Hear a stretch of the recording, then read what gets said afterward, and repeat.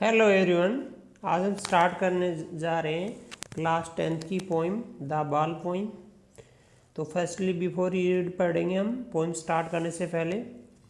तो फर्स्टली हम अच्छे से इसको रीड करेंगे। तो फर्स्ट पढ़ते हैं। A boy lose a ball, कि एक बच्चा एक बॉल खो देता है। ही इज़ वेरी अपसेट, वो काफ़ी उदास होता है या बहुत ज़्यादा उदास होता है। A ball does not cost much nor is it difficult to buy another ball, कि इस बॉल की ज़्यादा कीमत नहीं होती है लेकिन वो अन्य जो बॉल है वो उसे पाना मुश्किल है। Why then is the boy so upset, कि बच्चा अब इतना ज़्यादा उदास क्यों है। तो read the poem to see what the poet think has been lost, कि अब हम इस पोइम को पढ़ेंगे और देखेंगे, जानेंगे कि जो लेखक है वो इसमें खो जाने पर क्या विचार करता है, या and what the boy has to learn from the experience of losing something, और बच्चे का जो कुछ चीज़ खो जाने पर उसका जो अनुभव है वो कैसे होता है। तो वो उसके अनुभव को हम जानेंगे। तो पोइम स्टार्ट करते हैं। फर्स्ट में देखिए, what is the boy now who has lost his ball, what is he to do, I saw it go merrily bouncing down the street and then the merrily over there it is in the water। तो first में कह रहा है कि अब जो लेखक कह रहा है, यहाँ पे राइटर जॉन बेयरमैन, कि कह रहा है कि अब लड़के को क्या हो गया है जिसकी अपनी गेंद खो गई है या गुम हो गई है, तो अब उसे क्या करना चाहिए। तो अब उसे राइटर यहाँ पर कह रहा है कि अब उसे क्या करना चाहिए। तो आगे बताया कि लेखक कह रहे मैंने गेंद को खुशी से नीचे गली में उछलते हुए जाते हुए देखा है और तब खुशी से ऊपर उसे उड़ते हुए देखा है, और वह वहाँ पानी में है। कहाँ पे है? वहाँ पानी में है। मैली होता है, जो मैली जो होता है वो क्या होता है? खुशी से होता है।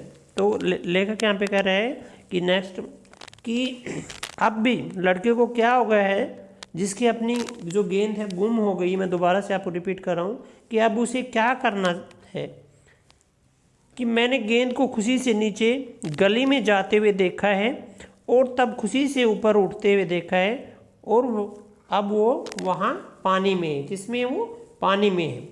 नेक्स्ट में करेंगे, no use to say O there are other ball and ultimate shaking grief fixes the boy as he stand reserved, trembling, staring down all his young days into the harbor where his ball went। यहाँ पर जो writer है वो कहना चाहता है, बताना चाहता है कि ये कहने से कोई फ़ायदा नहीं होने वाला है।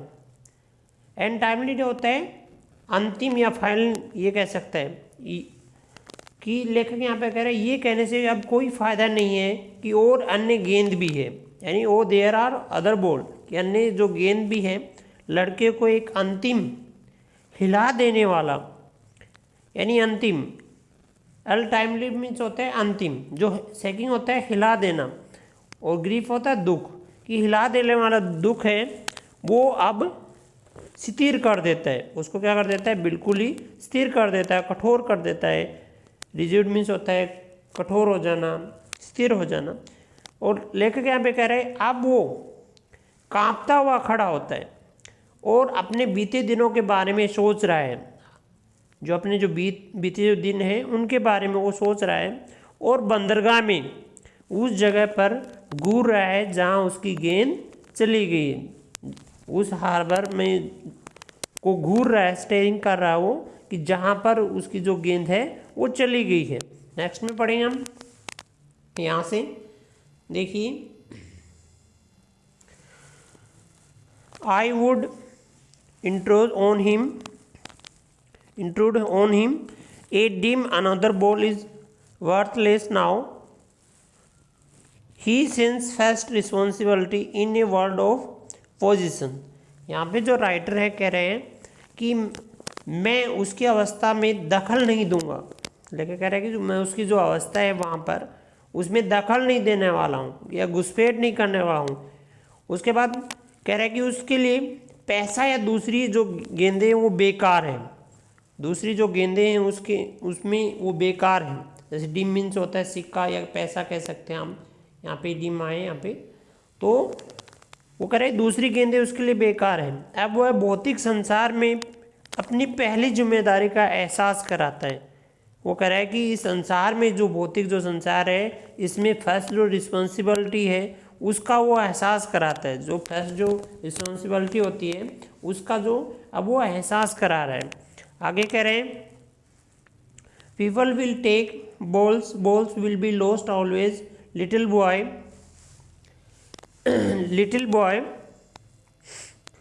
And no one buy a ball back, money is external. यहाँ पे राइटर कहता है या कवि कहता है कि छोटे बच्चे लोग तो गेंद ले लेंगे और गेंद हमेशा जो गुम होती रहेंगी, यानी आती रहेंगी जाती रहेंगी गुम होती रहेंगी, और कोई भी व्यक्ति जो पर्सन है वो खोई गेंद को फिर से वापस नहीं खरीद सकता। कोई भी यानी जो चीज़ चली गई है हमसे दूर चली गई उसको हम वापस नहीं खरीद सकते। धन तो यहाँ पे राइटर कह रहे हैं मनी इज एक्सटर्नल, कि धन तो केवल बाहरी वस्तु है। क्या है? धन एक बाहरी वस्तु है। उसने क्या बताया कि धन एक क्या है? बाहरी वस्तु है। नेक्स्ट में बताए अगला जो हम करने जा रहे हैं, he is learning well behind his despair eyes the epistemology of loss, how to stand up, knowing what every man must one day, now and most now many days, how to stand up। कि यहाँ पर जो writer है वो कहना चाहता है या बताना चाहता है कि अपनी निराशा के पीछे जो अपनी जो डिस्पैट है उसके अगर निराशा के पीछे नुकसान होने का जो अर्थ है, नुकसान होने का अर्थात उसकी हालत को देखकर ऐसा लग रहा है, प्रतीत हो रहा है कि वह इस बात को सीख रहा है। क्या कर रहा है? जो इस बात को क्या कर रहा है वो सीख रहा है, यानी ज्ञान हो रहा है उसको।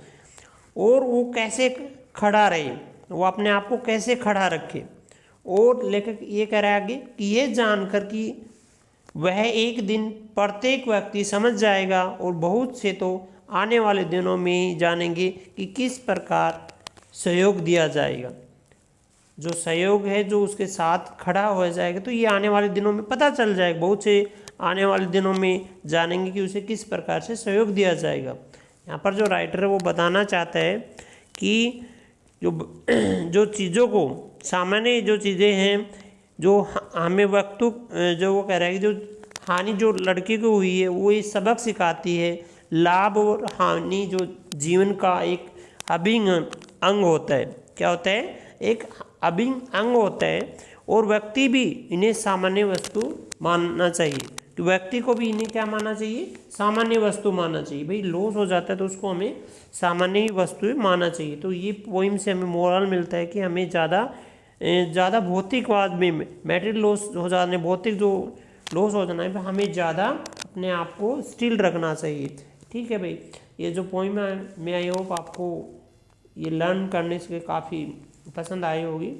और कोई क्वेरी हो तो कोई दिक्कत हो तो आप इसमें से बार बार इसको रीड करके आप सोल्व आउट हो सकता है आपका जो सॉल्यूशन है। तो मैं आई होप कि आपको इससे काफ़ी मदद मिलेगी। तो इसको आप लाइक और सब्सक्राइब चैनल को ज़रूर कर दीजिए ताकि हम आगे जो अपना जो वीडियो बार बार जो रिपीटेड करते हैं डालते रहें। ठीक है, थैंक यू।